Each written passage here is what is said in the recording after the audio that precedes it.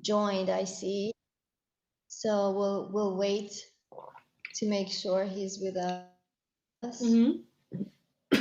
Wilson is okay, and then Mr. Hong will be there any minute.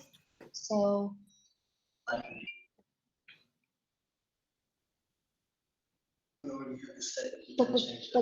no one's online other than me and Anna. Oh no, oh my God. Stop, not yet.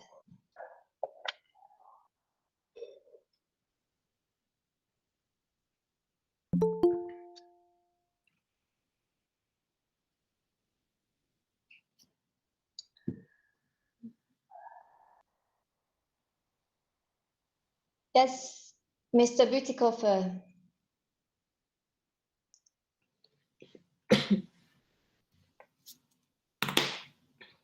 Hello, Mr. Butikofer. Thanks for joining. This might be now I'm unmuted. This is the usual. Yeah. Nice to see you again. Hello, everybody. Good to see you. Thank you for joining us. So we will be starting just in a few seconds. We will have Mr. Huang is joining, and also Wilson. We're just waiting for them to turn their cameras on, and then we can proceed. Good to see you, Mr. Huang. Thank you for joining us. Yes, can you hear us? Hello, Mr. Huang. Thank you. Yes, yes. Okay, good. So just 1 minute.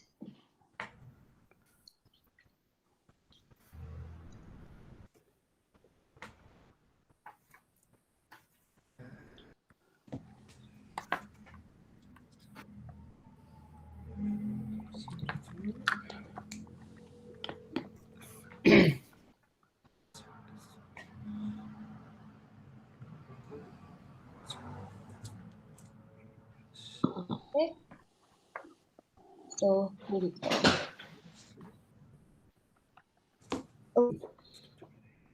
Okay, good morning, good afternoon, all of you joining us today at our webinar, Taiwan and its Tech Prowess, a partner in critical technologies, co-hosted by 9-9 and Next Generation Foundation Taiwan. My name is Jujana Fancy, and I have the honor to moderate our discussion today. I am the head of Associates Network at 9-9 and non-resident fellow at Taiwan NextGen Foundation. Today's event is the third and last in a series of 3 webinars we organized on transparency, trust, Taiwan, all seeking to increase awareness of Taiwan and its critical role in the Indo-Pacific. For those of you not yet familiar with us, 9-9 is an independent platform offering analysis seeking to connect Europe and the Indo-Pacific, stimulating nuanced dialogue through engagement from all sectors. And Taiwan NextGen Foundation is a think tank and education foundation working to make Taiwan more sustainable, diverse, and inclusive, focusing on Taiwan's soft power, the new southbound policy, and the bi-nation security. So for the past few months, increasingly so, the European Union has paid more attention to Taiwan, in particular since the onset of the pandemic. The global health crisis has accelerated the digitization of life and work. Demand for semiconductors has skyrocketed, and there is growing demand for software systems to facilitate telework and distance learning and support public health outcomes. Taiwan plays a key role in critical technologies, which are at the core of great power competition over tech supremacy. Taiwan has demonstrated that with technology and trust, it can excel and shine as an example. Yet, as China doubles down on efforts to further isolate Taiwan, participation in global innovation efforts as a partner will remain a challenge for Taiwan. Our aim today is to explore what Europe can learn from Taiwan's experience in building up its technologically advanced economy, using technology and transparency to inspire trust in the government's ability to contain the virus, and at the same time successfully fight against disinformation, which is a threat to democracy. across the world. So I am pleased to welcome our speakers. I would now like to introduce you all, and then we can proceed to our discussion. So Mr. Reinhard Bütikofer, thank you for joining us. Mr. Bütikofer is member of the European Parliament, member of the Committee on Foreign Affairs and the Committee on International Trade as a substitute member. He is the chair of the European Parliament's delegation for relations with the PRC, as well as member of the delegation to the US. Welcome. I would now like to move to Mr. James Huang, chairman of the Taiwan External Trade Development Council, or TAITRA, a business and trade promotion organization in Taiwan. Mr. Huang is an entrepreneur, and prior to joining TAITRA, he served as Minister of Foreign Affairs of Taiwan. Next on my list, I have Ms. Anna Matti. Thank you also for joining us. Anna heads the Global Innovation Hub of Friedrich Naumann Foundation for Freedom in Taiwan. Before joining the foundation, Ms. Matti worked for the UN Regional Center for Peace and Disarmament in Asia and the Pacific in Bangkok and Kathmandu, and for the German Corporation for International Cooperation in Bonn. And last but definitely not least, I have Mr. Xuxuan Gao, the legal researcher of Doublethink Lab, working on mapping the legal and policy tools for the prevention of foreign interference in democracy. Mr. Gao received his degree in interdisciplinary legal studies at College of Law, National Taiwan University. So thank you all for joining us. And again, thank you for everyone who participates in our conversation, in our discussion today. So before we move on to listening to our panelists, I would like to make just one brief announcement that we will be taking questions from the audience. We will have a Q&A in the second half of our webinar. So I invite you to start sending in your questions either by using the hashtag TaiwanWeb21 or by dropping them in our live stream on Facebook or the YouTube pages. So with that, I would now like to turn to Mr. Bütikofer, if I may. And I would like to ask a brief question. So I think the best way to go forward is to allow you all to make your own remarks on Taiwan transparency tech.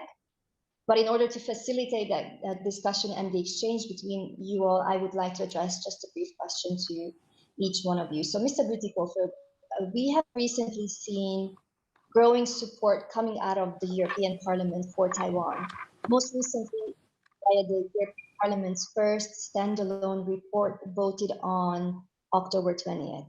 Now, in your capacity as an MEP, as member of the Parliament, being one of the leading voices shaping way for the EU to pay more attention to Taiwan, how do you think the EU could sustain this trend and ensure that a tech dialogue and exchange in technology will play an important role, being mindful of that growing authoritarianism threatening both sides? So if you could have next 3-4 minutes to elaborate on that, please. Well, thank you very much to the organizers, to 9-Line and Taiwan Next Generation Foundation for having me as a part of this exchange of views and this discussion. And I want to thank in particular Susanna, you for running this and for the exchanges that we have had in the past. Even though I'm not a technology expert, I will still try to give a few remarks from my angle, and probably I will be learning more from you than you might be learning from me. But to answer your question, I would say that the increasing interest that you have alluded to is not restricted just to the European Parliament. We have seen also increasing interest in other quarters. There is interest in the European Commission, particularly with regard to Taiwan's very impressive semiconductor industry. And anybody talking to Commissioner Breton would immediately realize that interest. There is interest on the level of some member states, and it's proof of that there is presently a huge Chinese delegation visiting different European countries, like the Czech Republic, Slovakia, and Lithuania. And but certainly the European Parliament is also playing its role, and that is for a number of reasons. First, and this has been true when we have observed how Taiwan managed to weather the storm of the pandemic, that increasingly we don't just see Taiwan as a friend in need, a democracy in need of support. We also increasingly see Taiwan, and I think that change is very fortunate and very welcome, as a partner that comes with a lot of own contributions to the table and to the cooperation. The second source of motivation obviously is a very strong feeling that democracies around the globe must have each other's back, and that we need to build a kind of phalanx of democracies and not leave democracies alone when they're being challenged from authoritarian regimes. So how can we keep up the positive change, the increasing interest? I would say that one proposal that the European Parliament has been making very forcefully in the context of our Taiwan resolution should be pursued, and that is the proposal to start working on an investment agreement between the EU and Taiwan. This proposal is not completely new. It was first made officially on behalf of the European Commission in 2015 in the Trade for All strategy paper. Commission has been reluctant to follow through with that former promise more recently, but we believe in the Parliament, and the support for this demand cuts across all the usual divisions. So there's a wide support for that proposal. We believe that by focusing on the need to create resilient supply chains, we would have a lot of work to do together with Taiwan, and Taiwan would indeed be a very valuable partner. But I think we should not isolate this one trade-oriented or investment-oriented relationship. We should put that in a wider context. So I would argue that it is important also to increase cultural and scientific exchanges. For instance, we have a huge need to create more China and Asia competency. The China literacy and the Asia literacy, at least in my country, Germany, is at a relatively low ebb, and certainly we have to get better in that regard. And I believe that we could fruitfully cooperate with Taiwan on that angle of a relationship too. I'm sure this has been more than 4 minutes already, so let me stop here and maybe come back with further remarks in the latter part of the conversation. Thank you, Mr. Butiko, for that was certainly comprehensive, and I did really appreciate what you said about the European Parliament, but not just the Parliament, and several countries, increasingly so, start seeing Taiwan not just a democracy in need, but more and more as a partner. So I think that's one of the most important things. But we'll get back to elaborating on the thank you for your remarks. So I would like to move now to Mr. Huang, if I may. So Mr. Huang, well, Taiwan's international profile has increased in particular since the pandemic, and most Europeans associate Taiwan with democracy and many still with semiconductors. Nevertheless, there is no clear understanding of the extent to which Europe can learn from and work with Taiwan as a democracy and a leader in semiconductors. And the things that Mr. Butikofer already elaborated on. So how do you think, Mr. Huang, Taiwan and Europe can strengthen cooperation on technology, both in terms of hardware and software? Thank you for sharing your thoughts with us in the next few minutes. Thank you, Susan. Well, first of all, I'd like to thank both the 9-9 Foundation and Taiwan NextGen Foundation for inviting me to this very important forum. And secondly, I have to confess I'm not a technology expert. However, my organization does have a lot to do with our high-tech industries and their activities. We work very closely with our high-tech industries by hosting, for instance, one of the largest global ICT show in Taipei, plus many other events and activities.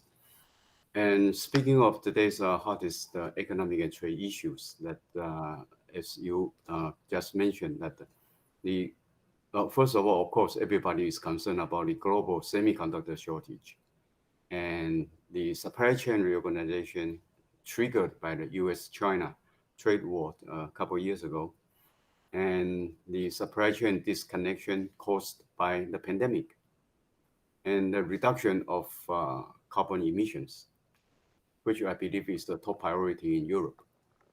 And these issues are closely related to Taiwan's key technologies. And I hope I can talk about Taiwan's technology strength and international cooperation for a few minutes. First of all, semiconductor. I mean, everybody is concerned about the future of semiconductor industries and when and how we are going to show up the semiconductor shortage or semiconductor supply chain crisis. Well, Taiwan's semiconductor industry has a high degree of clustering and it's a complete supply chain.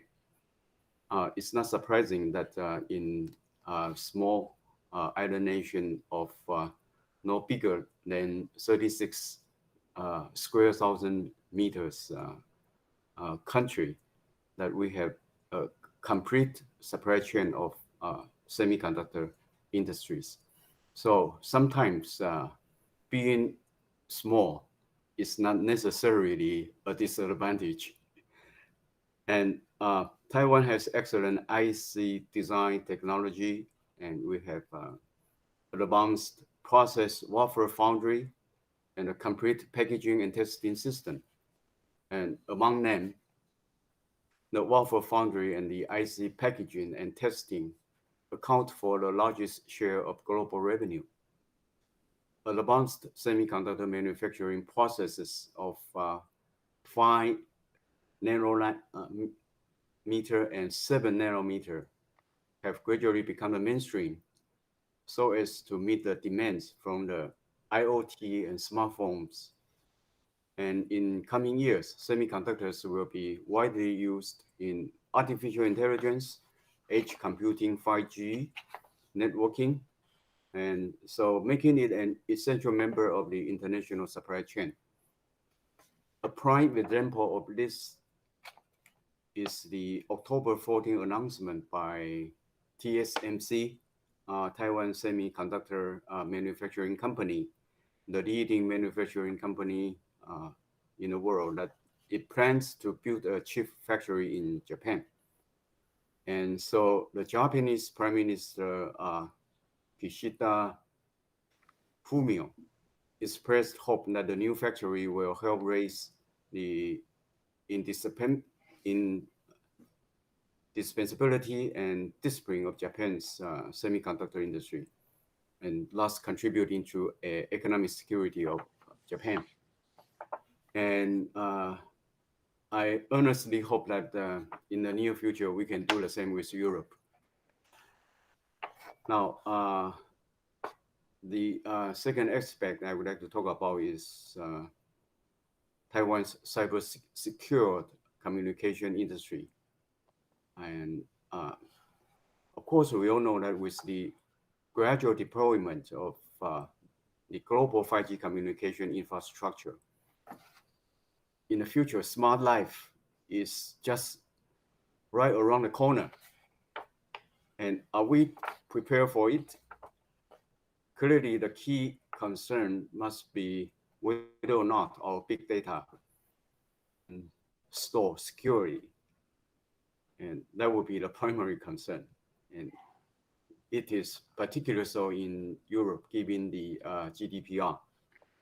And for many years, Taiwanese manufacturers prepare for this by providing products that are among the best in the world for communication, such as WAN, broadband terminal, and module. And in addition to excellent technology and quality, another preparation Taiwanese companies have made for the smart life is the vigilance paid to the protection of customers' intellectual property rights and information security. The democratic system and foreign trade experience that Taiwan has established for many years have allowed Taiwan to integrate information security protection for individuals, enterprises, with the mainstream international society. Consumers don't have to worry about personal privacy being violated. This can be proved by the recent international trade disputes, as many server manufacturers have moved to Taiwan or transfer orders to Taiwan, mostly from China. Obviously, Taiwan's communication industry has become the world's preferred and trusted manufacturing partner. And the third aspect I would like to talk about is the cross-industry cooperation in new undertakings. Well, Taiwan also has an international edge in EMS, electronic manufacturing service. It's most well known by Foxconn. Now, our key industry players, including Honghai, which is Foxconn, in the Western world, it's known as Foxconn. Pegatron, Quanta, Winston, and these are the top EMS companies in the world, and as well as many others. So actually, over 80% of global motherboards, PCs, laptops, servers, computer servers, including industrial computer servers, are manufactured by Taiwanese EMS companies. And what's more, Taiwan is one of the main partners in Apple's supply chain. And with more and more research and development projects deployed in Taiwan, the partnership between the two parties is getting stronger. So in view of the emerging technologies such as 5G, AIoT, and electric vehicle over the recent years, Taiwan EMS firms have been looking for cross-industry strategic cooperation in the new undertakings. For instance, Foxconn has formed the MIH. It's an open platform for electric vehicles. And Quanta and Pegatron have joined Tesla's supply chain, just to name a few. And we can expect more international cooperation in the near future due to EMS firms' aggressive attempts in this regard. Now, before I conclude, I would like to say that Taiwan has won a well-earned status in the international economic arenas due to its international competitive advantage and advanced technologies, thus ensuring it be able to break through the international political boundaries. Just one example is the formation of a trustworthy alliance with partners of the same values, so as to regulate the procurement of communication and information security products among alliance members, and to grant tax incentives to strategic industries such as electronics manufacturing and communications. And moreover, Taiwan can cooperate with partners in carrying out infrastructure projects in the Indo-Pacific region, and thereby creating a benign regional and resilient supply chain foundation. So in addition to our geopolitical importance, Taiwan is also a key player in the global technology supply chain. So we hope to consolidate trustworthy partners and create a new international environment through international economic cooperation and exchange. And Europe is definitely a key partner of Taiwan, and vice versa. Thank you. Thank you, Mr. Huang. That was very comprehensive remarks as well, and to build. There's a lot. So I will immediately go to Ms. Anna Marti so that we stick to our time, because we only have 1 hour, and I apologize if I push a little bit on the time, but if we could just really make sure that we give enough time also to the audience, because I think that's where a lot of value is. So, Ms. Anna Marti, you have been active in Taipei through the Global Innovation Hub since this February, if I'm correct. And the foundation chose Taiwan for its democratic system, the transparency of being a pioneer in the digitization, and also having a progressive startup culture. A lot of what Mr. Huang really nicely elaborated on. So what avenues do you see for EU members, as well as European startups and EU institutions? And on purpose, I built the question in such a way to sort of shed light on the fact that when we say what the EU does or what the EU can do, but we need to be specific. Who do we mean in the EU? Is it the member states, the institutions? So I think that's an important point. But to finish on my question, what do you think the different actors in the EU should do to recognize this opportunity and also ways for democracy to benefit from the technical and digital innovations as the world faces growing authoritarian threats? So if you could elaborate that for us on that, please. Sure, I'm happy to. And thank you very much for the invitation and for having me here and giving me the option to share my thoughts. I think it's a very interesting question that you posed. What can Europe learn from Taiwan's experience in using technology to develop and strengthen democracy? Or actually, I would actually phrase the sentence in a way, what should Europe learn?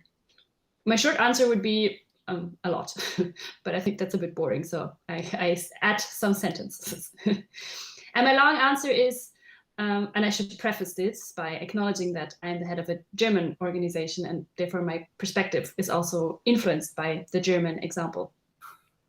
When it comes to technology and democracy, which I would say is my area of expertise, then I have the impression that in Europe, we like technology as long as it is in our mobile phone or in our car or in our dishwasher. The newer the technology, the better. And the fancier the name, the more we are actually willing to spend. But when it comes to democracy, I have the impression that Europe and Europeans, we like it old school, maybe with the exemption of Estonia. Online activism is seen as something for the lazy.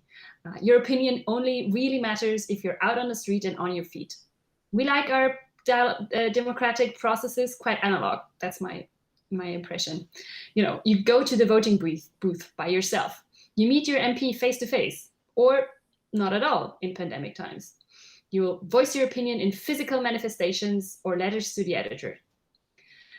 Because my feeling seems to be that in Europe, we think democracy and technology better not mix. Never change a winning team seems to be the motto. But the thing is, the team has started to limp a little, unfortunately. Because despite the fact that we do like our processes to be old school in principle, we're still living in the 21st century, also in Europe. And so much of our daily life is actually taking place in the digital sphere. So to a degree that I'm actually wondering, no, actually I'm challenging the notion whether or not we should divide the digital world from the real world. And I think that's my personal opinion. It makes more sense to think about it as one. And coming back to the topic of old school today, instead of writing letters to the editor, many people are expressing their opinions and most often their frustrations in social media. And as social media generates its revenue via advertisement, it wants you to stay on their page for as long as possible. And to make this happen, the way that this happens is when you're emotionally engaged. And what is the most engaging emotion? You could probably guess it. It's anger and it's rage. And if you partner that with the advanced targeting settings that Facebook, for example, provides, that's how you end up with scandals such as Cambridge Analytica. And I'm actually very, very happy that this seems to be sticking to people's minds and the danger that lies within.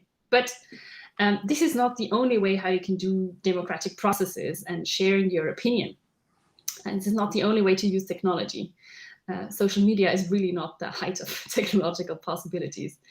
And I think this is a very clear example where Taiwan is an example for Europe. I'm not saying and I'm not advertising that we should do copy-paste. You know, what is Taiwan doing? Copy-paste it, slap it on every country in Europe or the EU. I don't think that will work. And I think that has many reasons. One would be context, but also not every country in Europe has internet that works as well as the one in Taiwan. But what I think it does make sense is to look at Taiwan's model, to see where it came from, what the experience was, what we can learn from it, what we can take from it. And apart from technology, I would also include the topic of disinformation here, because when we talk about Europe and particularly when it comes to authoritarianism, because Taiwan has a lot of experience dealing with disinformation coming from China. In Europe, we're very used to the disinformation from Russia. And I know that the EU is also quite active in monitoring this. But with China, I think there's still a little bit of a blind spot, which also points to what Mr. Bütikofer said about the China literacy, which is quite basic, at least in Germany.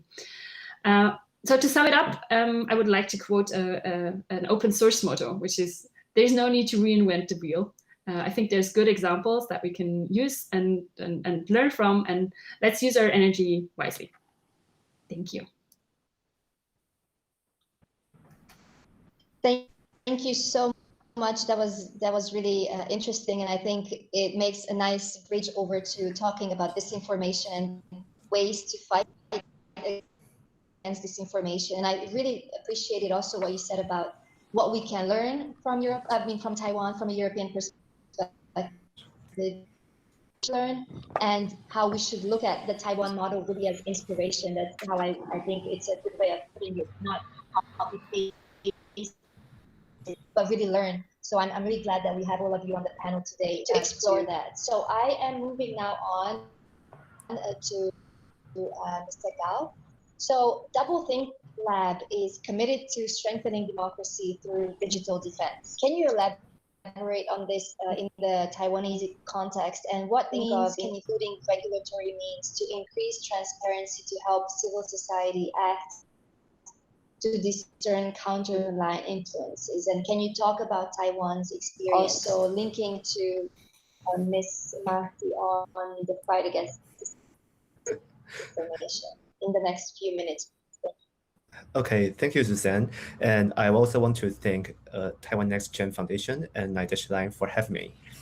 Okay, first of all, I want to clarify that my organization, Doublethink Lab, is not a cybersecurity firm. So what we mean to improve digital defense is to develop digital tools based on our understanding of information operations in Taiwan.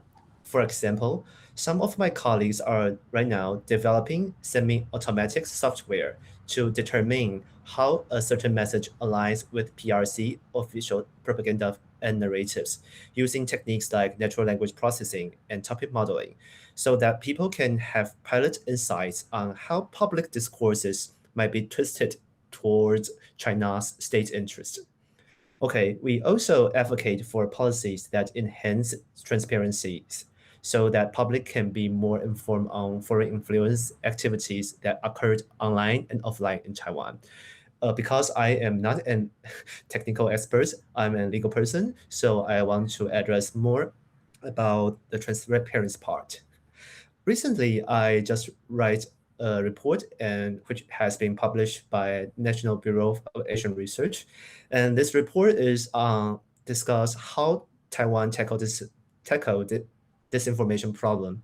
In that report, I just argue that what makes Taiwanese model or Taiwanese transparency unique is the fact that as Taiwanese society is highly polarized, not only the government, but also the civil society actors are subject to great scrutiny.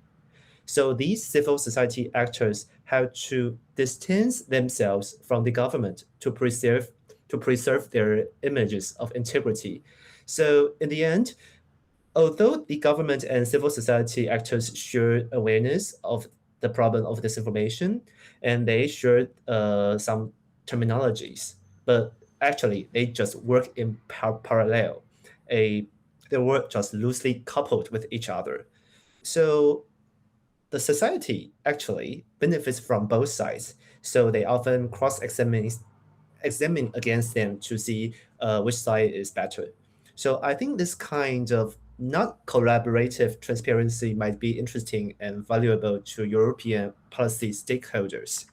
Okay, I also want to address that in order to advance this kind of transparency, my organization try to advocate for more regulatory requirements for social platforms so that the public and the researchers can assess how coordinated and authentic behaviors online were formed, financed, and amplified by algorithms through more data disclosure. And I think Taiwan and European can have more coordination on regulatory designs and cooperation of research to tackle state-supported information operations. As right now, I know that the European Parliament is discussing the DSA and DMA right now, and which I think Taiwan can join the discussion too. And also, I want to raise more about this transparency-based regulatory regime to limit foreign influence through local collaborators. For example, like the Australian transparency schemes, so that both the government and civil society can discern and counter these influence through the local collaborators. So in this dimension, I think both Taiwan and Europe can do better and collaborate more, because Taiwan actually is a canary of the coal mine because Taiwan is heavily influenced by local collaborators of the PRC. So I think by studying Taiwan, the allies can gain a lot of insights and intelligence. And so I think Taiwan is a place that should be systematically investigated so that how PRC play with their tactics can be revealed to like-minded democracies. Okay, I think I should end here.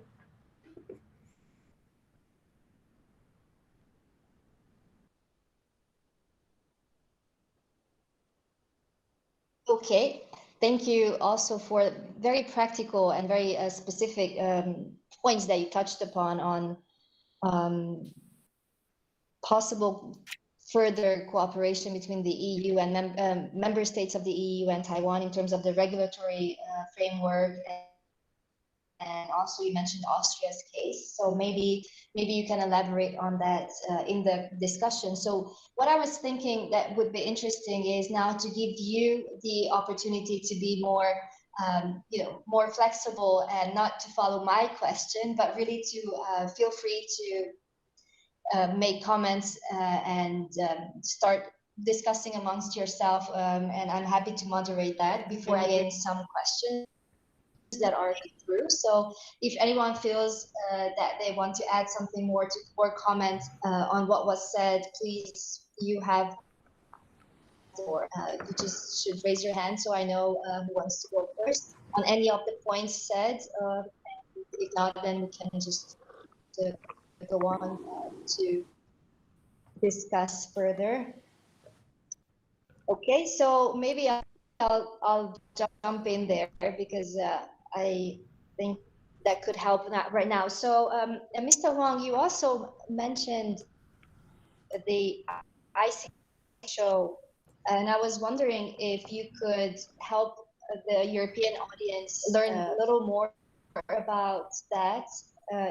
If you have some more information to share with us. I think a lot was said already, but I'm trying to really go into more specific and more practical ways that European partners can cooperate with Taiwanese partners. On one hand, we have the vast amount of information, and I hope that our webinar will contribute to that. But I think it would be very helpful if today we could be as specific as we can. So think of identifying platforms that already exist where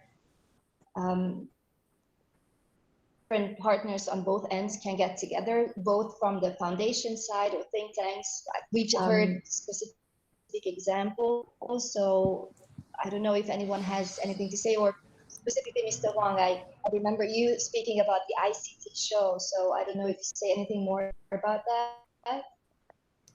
Oh, sure.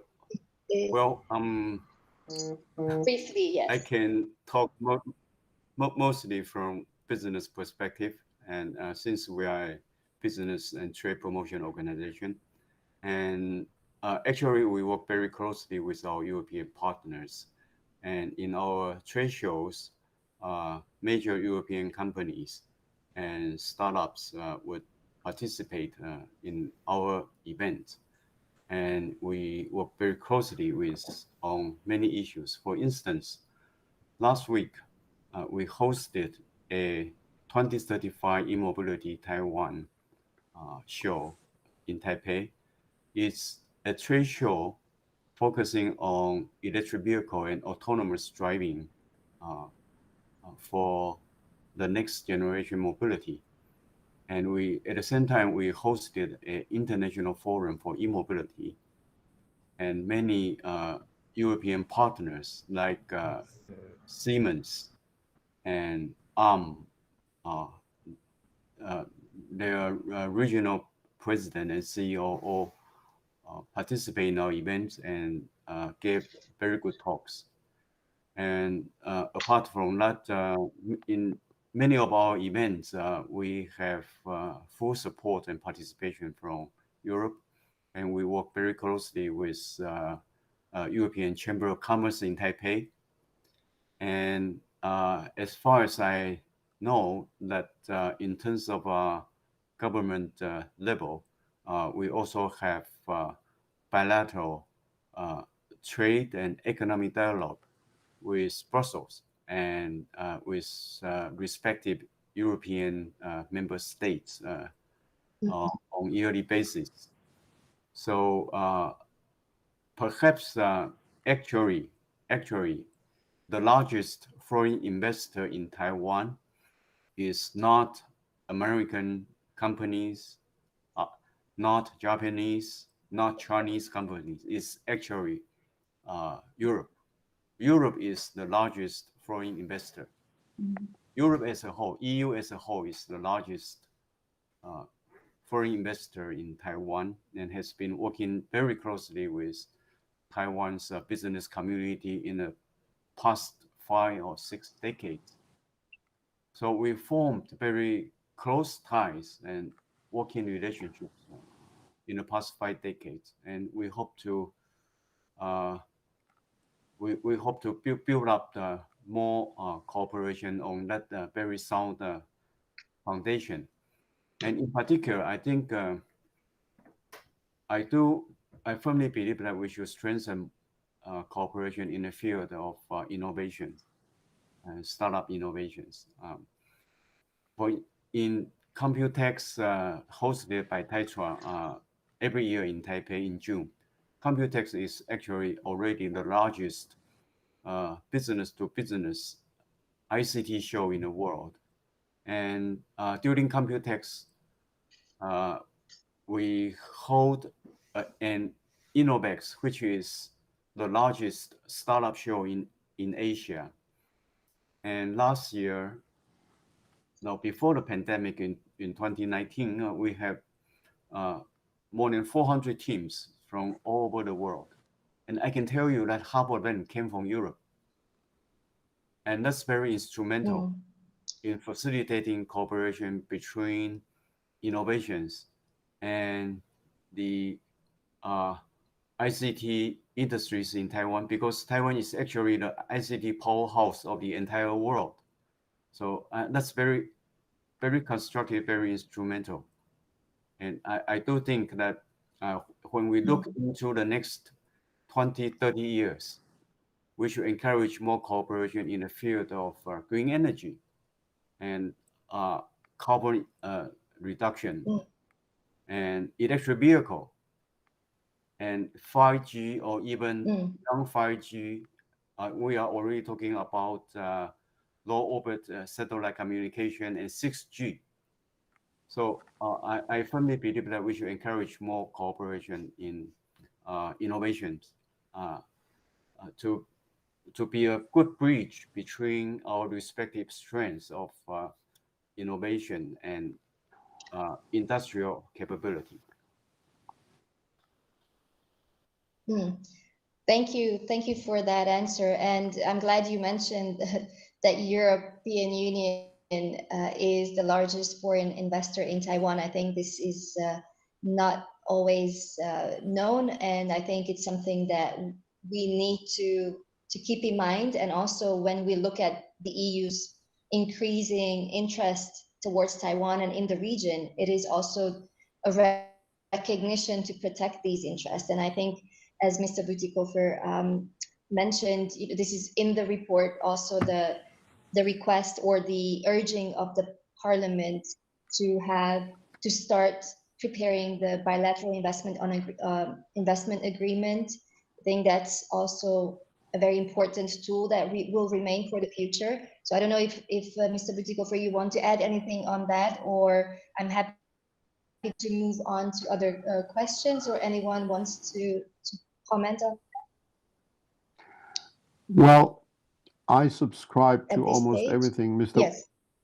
Mr. Wang said, but if you allow me to make one additional comment, I would want to react to what Mr. Gao said by pointing out that the European Parliament will be sending an official delegation to Taiwan to look into exactly these matters, because we have a special committee in the European Parliament trying to find out about what we can do with regard to online foreign interference and disinformation.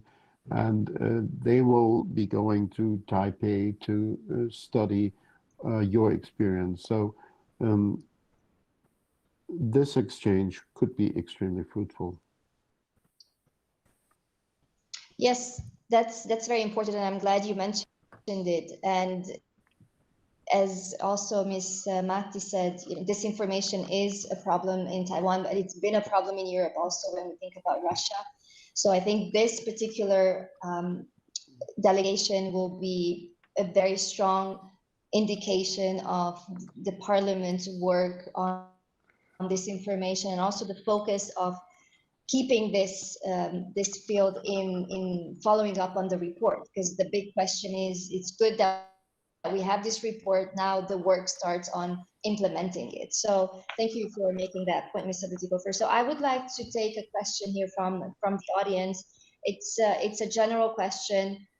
Anyone can address it. So it comes from London, and it asks, how can Taiwan and the EU support exchanges between civil society actors working on issues related to transparency and combating disinformation?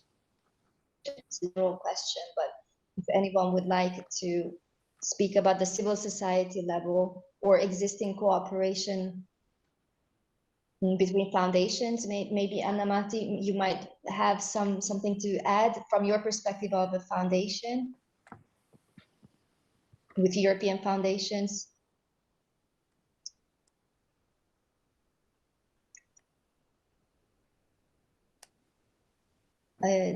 Okay, I'm not sure if you can hear the question. If you Annamati? Okay, we might have a technical problem, so I don't know if anyone else, apologies, anyone else would like to address that. It can, civil society actors, transparency, combating disinformation. Well, I think a lot has already actually been said on that. Mr. Butikofer? Well, just shortly, I mean, for the time being, it's pretty difficult to organize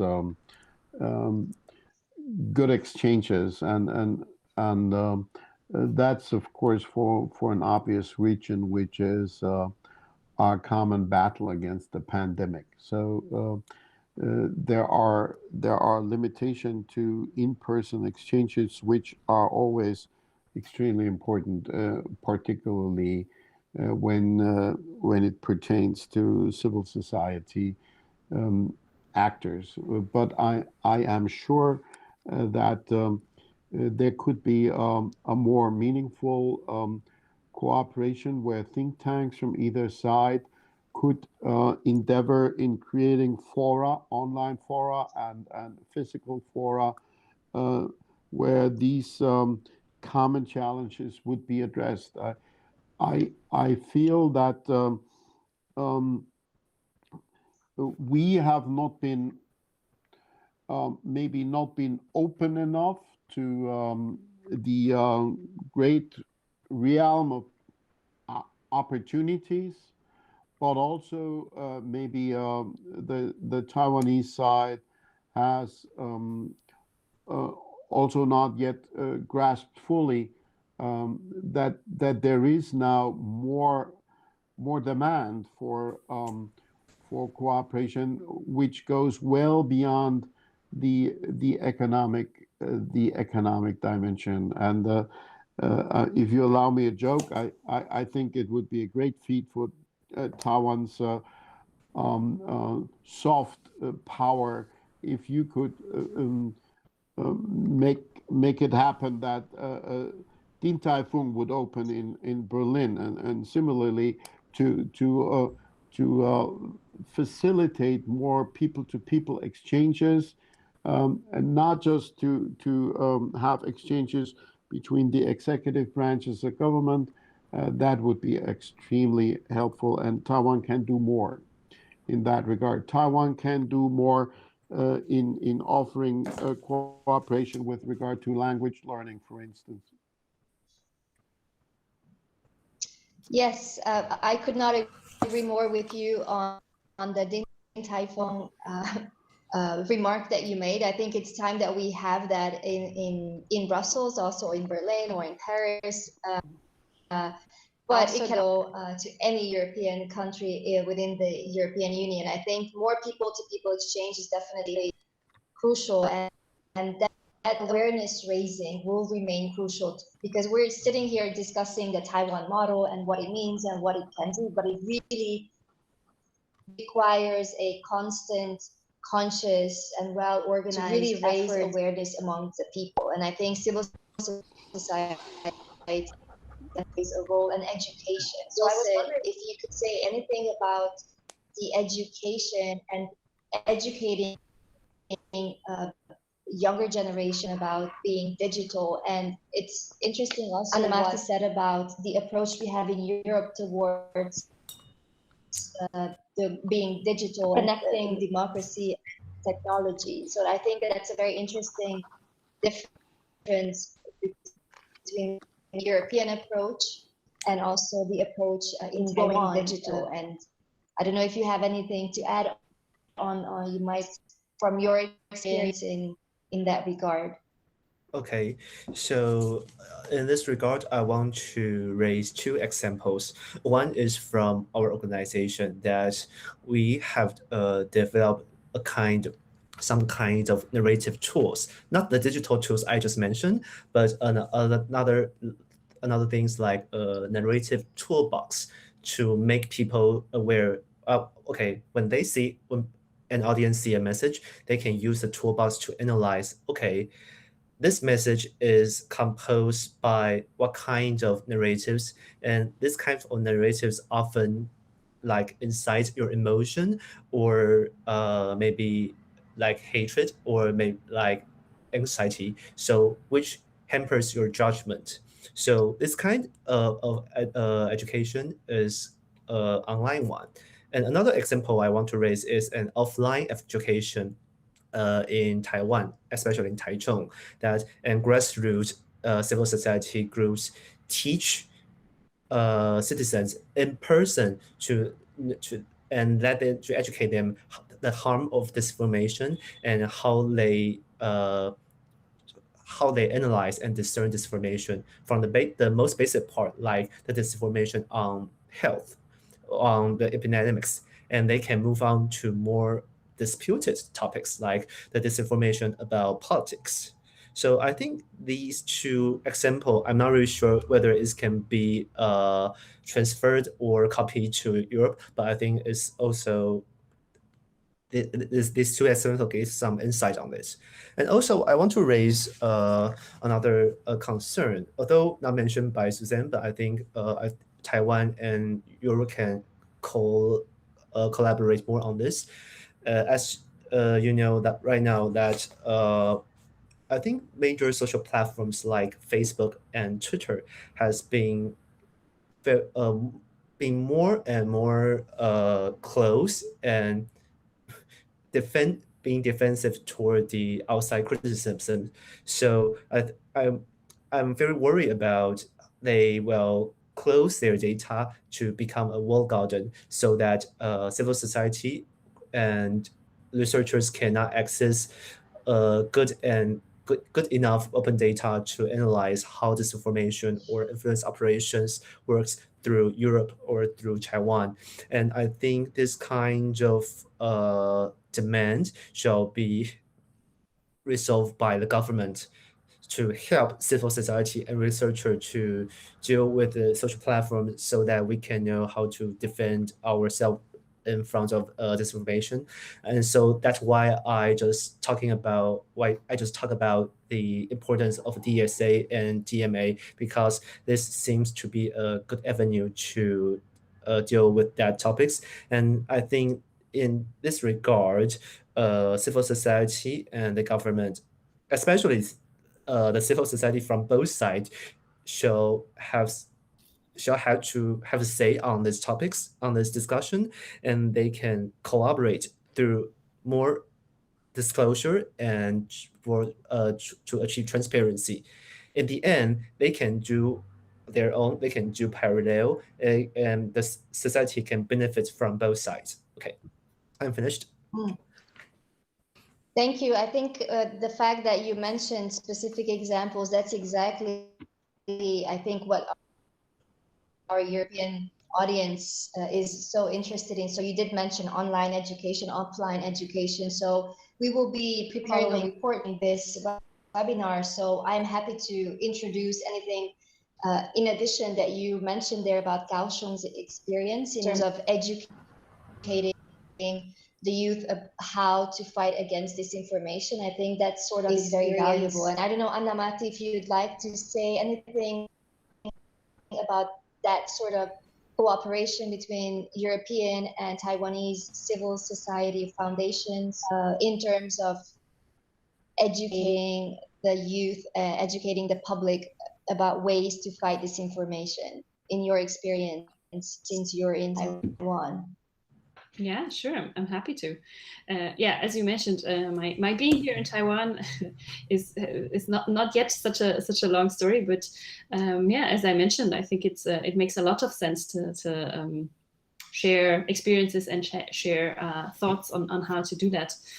Specifically, we as a foundation, we have not been able to do many things because coming to setting up an office is not just traveling here and finding a space and put up a desk and set up the internet. There's also some administrative processes that need to be dealt with first before you can start with the project work. And we're done now with this, and we're diving into this kind of project work. And I'm very happy. I'm very glad to have excellent colleagues here who also know the civil society structure here in Taiwan really well. And I think there's a lot that we can learn from each other when it comes to methods, when it comes to approaches, when it comes to lessons learned. And yeah, just as was mentioned before, also education on disinformation, even on technological things, does not necessarily have to be online. One of the foundation's, I think, most famous products, if I may call it this, is a table game. It's called Sim Democracy, because it simulates democracy. It's our bestseller. We're not selling it. We're giving it away for free, but it's being played in many countries in Asia, particularly in Thailand. And it works quite well. And I know here also in Taiwan, there's also table games, who are dealing with topics of media literacy and disinformation. And I think also from our experiences, a table game is to sort of counteract my previous statement about we like stuff analog, but digital is also nice. It also works in the other way around. Yeah. Thank you. That's also very complementary to what Mr. Gao shared with us in terms of practical experience. So I think that's another thing we can add to a report if you share more with us after the webinar, because we'll be preparing something to send out to anyone interested. So I think that's a valuable additional information. The time is short and we cannot elaborate on everything that we wanted, but I believe strongly that this is contributing to the debate on exploring ways that we can maintain digital transition, fight against disinformation and technology and critical infrastructure and all these elements in the debate. As Mr. Butikofer said, there is a positive way forward, and the European Parliament has played that important role. So I would like to thank him for his role as a member of the European Parliament, but I would like to thank every single one of you for taking the time today and being part of this debate and taking time to reflect together. And I would also like to thank the audience and for the questions you sent in. I'm afraid we are at the time of the time that we had for today. So with that, again, thank you to all of you. Thank you for the team who facilitated putting us together, both 9-9 as well as NextGen Foundation. Please do follow us. We will be keeping a close eye on this, and we hope to see you soon digitally or personally in Taiwan or in Europe in the near future. Thank you all, and have a good rest of the day or evening, wherever you are. Thank you. Thank you.